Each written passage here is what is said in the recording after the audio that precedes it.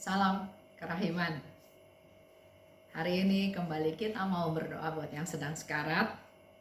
Kita ambil dari diary 1684.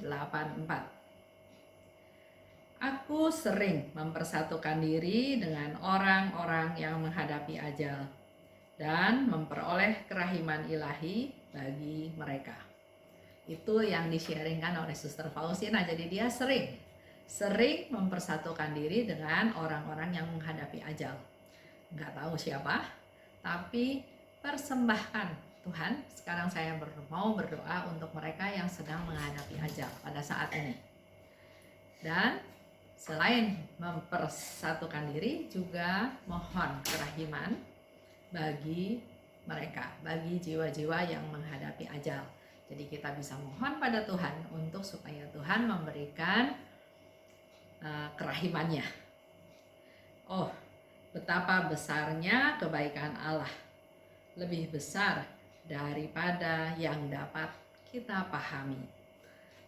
Kalau kita minta, Tuhan akan kasih. Karena Tuhan itu Maha Rahim. Tuhan tidak menghendaki kematian orang fasik. Oleh sebab itu, mari kita berdoa buat yang sekarang supaya memperoleh kerahimannya Tuhan, dan Tuhan akan memberikan. Dan Suster Faustina di sini katakan, kebaikan Allah itu tidak bisa dipahami. Contoh ya, di diary yang lain dikatakan 1 kali aja berdoa koronka buat si pendosa yang keras hati ya. 1 kali aja asal dia berdoa koronka dengan sungguh-sungguh, dengan hati yang hancur, dengan pertobatan, maka dia pun akan memperoleh indulgensi yang sama. Kita tahu juga cerita Dismas ya, dia ada di atas salib bersama Yesus. Pasti dia berdosa berat, oleh sebab itu hukumannya disalib. Dalam conversation dengan Yesus, dia cuma bilang, Yesus, kalau kamu datang lagi ingat aku. Dia enggak katakan tentang pertobatan, dia enggak katakan dengan dia mengaku dosa bahwa dia banyak dosa, dia enggak, dia punya iman, dia percaya. Oleh sebab itu, Yesus, kalau engkau datang lagi, ingat aku. Dan hadiah apa yang dia terima? Hari ini juga engkau akan ada di Firdaus. Yang lain lagi, kerahiman Tuhan luar biasa. Petrus tanya ke Yesus, berapa kali mengampuni orang? 70 kali. Yesus bilang, 7 kali 70 kali. Jadi, ya, begitu besar, begitu luar biasa rahmat Tuhan. 70 kali 7 ya. Ada saat-saat tertentu dan ada misteri kerahiman ilahi yang mempesona surga. Itu yang dikatakan lebih lanjut oleh Suster Faustina. Biarlah kita hentikan penghakiman kita terhadap jiwa-jiwa, karena kerahiman Allah atas mereka sungguh luar biasa. Nah, saya mau cerita satu cerita ya. Ada seorang istri. Dia sangat marah, dendam, kecewa, sakit hati atas ulah suaminya. Karena suaminya itu hidupnya nggak benar, dibandingkan dengan dia ya. Dia merasa dibandingkan dengan dia hidupnya jauh lebih suci, lebih berkenan kepada Tuhan. Sedangkan menurut dia, suaminya itu pendosa besar. Suatu hari suaminya meninggal. Nggak lama si istri juga meninggal. Nah, ini cerita dari Maria Sima. Dia dalam alam roh, mungkin dia di purgatorium, dia mencari-cari mana suaminya. Pasti suaminya ada di sini, karena suaminya sudah meninggal lebih dulu dan juga dosanya lebih banyak dari dia. Jadi pasti suaminya lebih parah lah pemurniannya. Jadi dia mencari-cari di situ, tapi nggak ketemu. Akhir cerita dia bertanya kepada malaikat ya, kalau nggak salah waktu itu ceritanya, mana suami saya? Kok saya nggak lihat suami saya? Katanya gitu. Dan dijawab, suami kamu sudah nggak ada di sini. Loh, memangnya suami saya ada di mana? Suami kamu sudah ada di surga. Enggak mungkin. Suami saya itu lebih banyak dosanya daripada saya. Saya aja yang hidup benar, pelayanan, masih di sini. Nggak mungkin suami saya sudah selesai pemurniannya dan suami saya sudah ada di surga. Dia katakan seperti itu. Nah, kemudian malaikat itu bilang, kamu nggak tahu kan?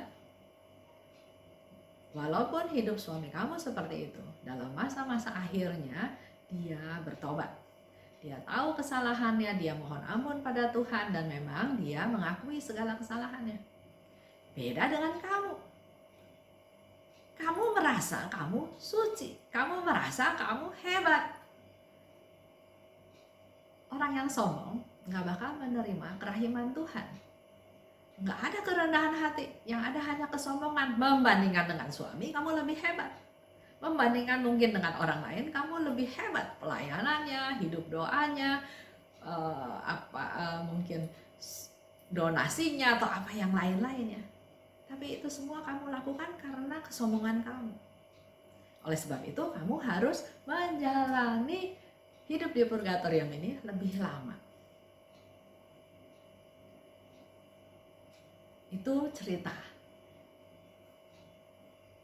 Saya baca di satu buku.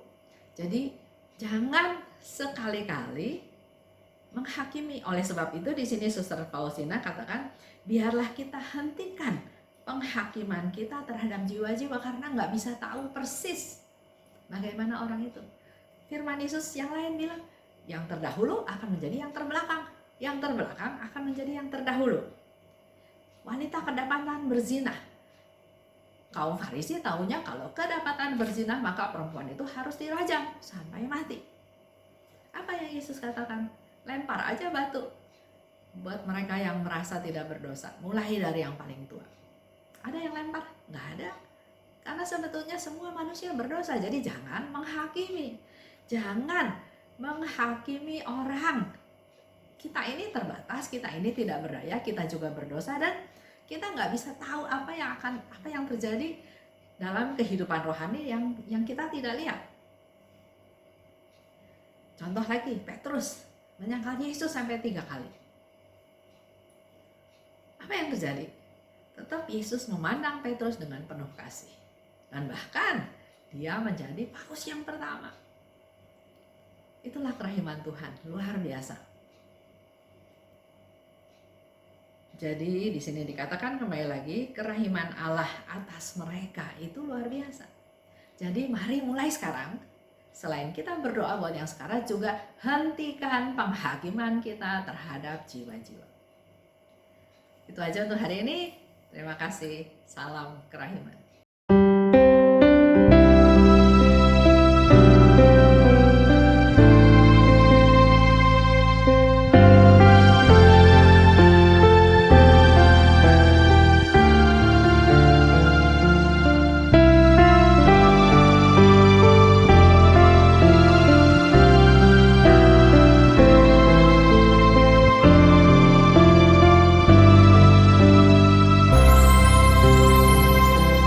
Aku mau